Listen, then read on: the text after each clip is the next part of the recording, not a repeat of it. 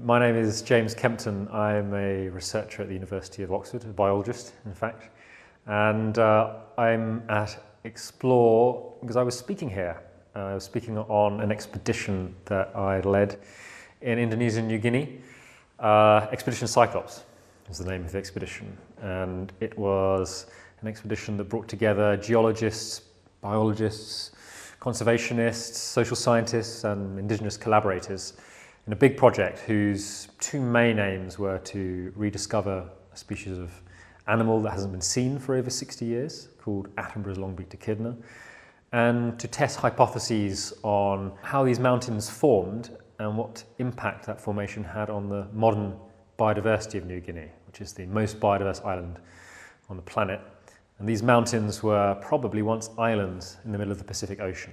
So we're very curious about how the fact that these islands came towards the Australian continental plate, collided with them and formed mountains, how that process has influenced the modern biodiversity. Whether, for example, those islands contained many endemic species millions of years ago that through this process of slow continental drift brought endemic species to New Guinea millions of years ago.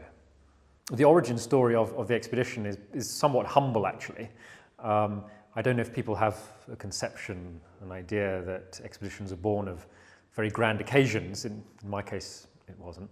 I was speaking with a friend in a pub, and he mentioned to me Attenborough's long-beaked echidna and the fact that it hadn't been seen for very many years.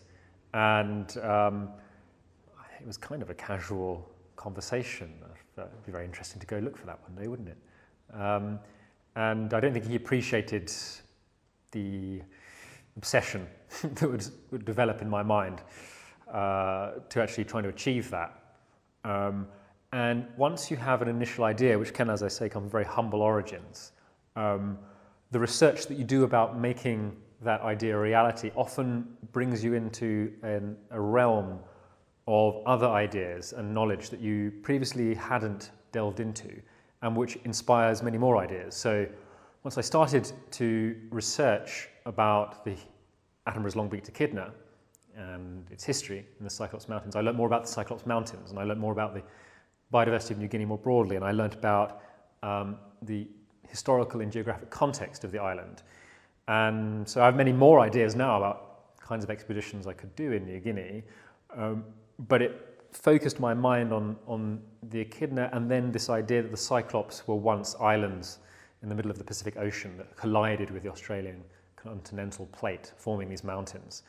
And the idea that maybe species on islands in the middle of the Pacific were brought passively to New Guinea, and that's what's influenced its modern day biodiversity as an important factor. It's a very tantalizing idea, but I wouldn't have reached that idea and come to test it in an expedition if I hadn't first had another idea, which was about searching for the echidna. So it's about finding, I think, an initial germ, initial strand, through which you do a lot of research, which inspires more. Hopefully, one thing that people who have come to Explore today might take away from me giving my talk and my journey from originally coming to Explore is that here is a concrete example of someone who came to Explore some years ago, obtained advice, persevered, worked hard, and achieved the mission that they'd put to themselves and their team when they first came to Explore. Yeah, that's a concrete example. And I've spoken to several people already after my talk who've asked for specific advice in relation to that. And so hopefully people can take that advice and use it productively, and they maybe will speak in 3 years' time themselves.